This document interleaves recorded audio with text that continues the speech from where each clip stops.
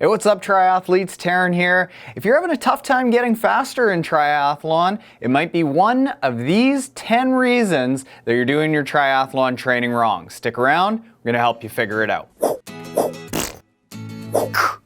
The first reason that you might not be getting faster is that you don't practice transitions. T1 and T2 are a couple of very good places to lose a bunch of time, but you can also gain a bunch of time. The best way to figure out your transitions is to practice them. So go through a workout where you're specifically just going through your transition 1 and your transition 2 as many times as you can until you get comfortable. As you're going through these transition workouts, mark in your head the order that you need to do things in so that when you're in the race, when you get out of the water or you're about to come off the bike, you're thinking about the steps that you need to take so that you can go through it automatically. The second reason that you might not be getting faster is that you're going too hard on recovery days. A lot of your recovery days should be either at 50 to 60% of the normal volume with just a little bit of speed effort put in, or a long, slow workout, and we're talking slow.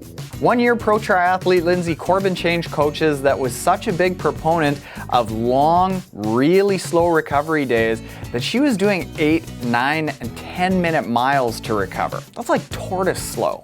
And she's a pro. But sometimes that's what it takes because you want to stay active, but you don't want to be taxing yourself on recovery days. So slow it down, folks. The third reason you might not be getting faster is because you're not fueling yourself properly during your long efforts. If you're not fueling yourself properly during a long, hard workout, by the time you get past about an hour and a half or 2 hours, you're not going to be going nearly as fast as you should be.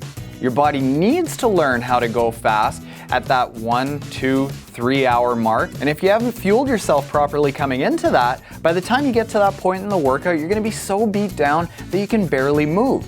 So if you can't do that effort in a workout, how are you going to be able to do it in a race? So fuel for your workouts just like you would a race. This is also good practice to get your stomach used to taking on all those calories during a race. The fourth reason you might not be getting faster is that you're approaching your run training wrong. For starters, you might not be doing enough brick workouts. Put in a brick workout at least once a week. The run off the bike doesn't have to be long and the bike doesn't have to be intense. The main focus of this type of workout is just getting your body used to running after the bike. Or you might be doing too much comfortable training in no man's land. Runs done at 60 to 65% of your maximal effort are really good for making your heart healthy. Runs done at 80, 85% of your max effort or higher are really good for making you faster. That no man's land in between about 70 and 80%, it doesn't really do either very well. That's a very comfortable place to run because it's a steady state run. But it doesn't do a whole lot for you as athletes. So either roll yourself way back and go slower or go faster. In between is not a good place to be. The fifth reason you might not be getting faster is that you're not maintaining your bike properly. As I said in my Bike Fit interview with my buddy James at Alter Ego Sports, just be better to our bikes. Clean bike runs better. Always clean your bike after you race or do a lot of big indoor training sessions.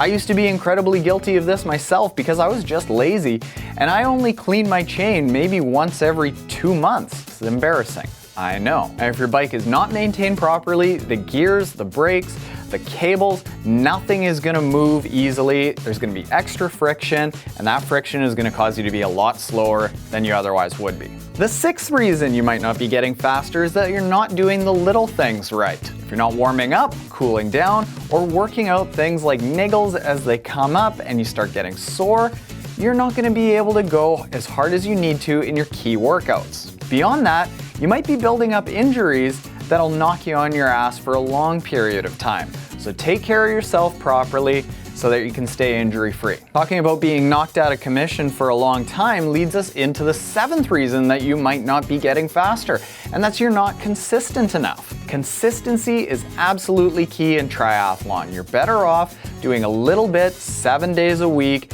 than doing a lot on 3 days a week. Your body needs to accumulate a lot of fitness, and that only happens with consistency, never getting too low, so you don't lose fitness on your off days. So the key is to make sure that you're not overtraining yourself, getting sick and getting knocked out of commission, not injuring yourself and knocking yourself out of commission, or burning yourself out and knocking yourself out of commission. You're much better off just having a steady, slow build that's consistent, and over the course of months and years, I guarantee you're gonna be faster than if you went and killed yourself on just a few days. The 8th reason that you might not be getting faster is that you can't turn off the internal chatter once you get into a race. If you're into a race and the voices in your head are saying stuff like this, Hey, superhero, your legs hurt. Slow down, idiot.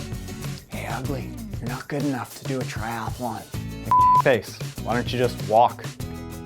The 9th reason that you might not be getting faster is that you're racing too much. There are only so many times that your body can go through an all-out race effort. So when you're planning out a year, you've got to look at the total intensity of the races that you do. If you're doing sprints and Olympics, you can probably do a few more races than people who are doing Ironmans and full marathons. Your body takes a lot of time to recover after a race, so if you're doing races back to back to back, weekend after weekend, you're gonna do nothing but beat yourself down, getting back to the point of being overtrained, not taking care of yourself, and not being consistent. So you've got to build your schedule around an appropriate amount of racing that your body can handle while still being able to build for the race, but also being able to recover after the race is over. And the 10th and final reason that you might not be getting faster is that you're spending too much time focusing on your numbers. If you're training with a heart rate monitor, a GPS watch, a power meter, and you're not paying attention to how your body feels,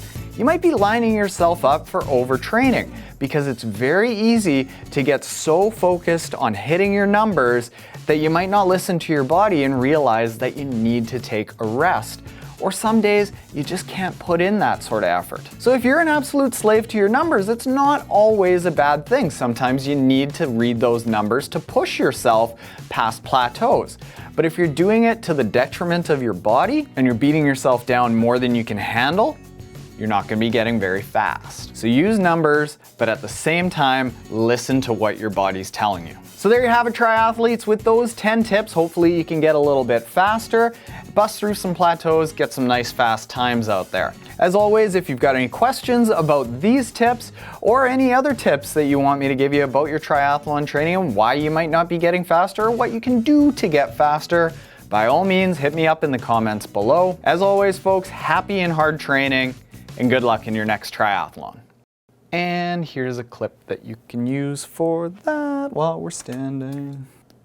Forget about that.